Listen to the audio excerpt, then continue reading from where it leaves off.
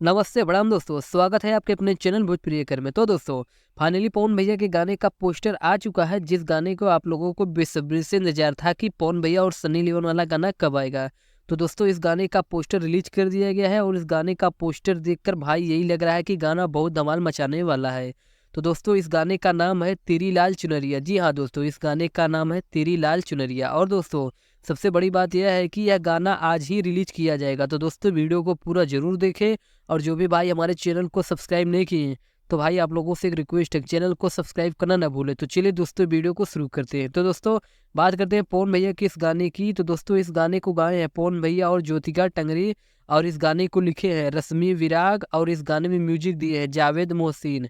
और इस गाने के कास्ट में आपको नजर आएंगे पवन भैया और सनी लियोन। तो चलिए दोस्तों, आप लोगों को बता देते हैं कि यह गाना आज कब रिलीज किया जाएगा। तो दोस्तों, यह गाना आज शाम को 5 बजे डीआरजे रिकॉर्ड चैनल पे रिलीज किया जाएगा। जी हाँ दोस्तों, यह गाना आज शाम को 5 बजे डीआरजे रिकॉर्ड चैनल पे रिलीज किया जाएगा।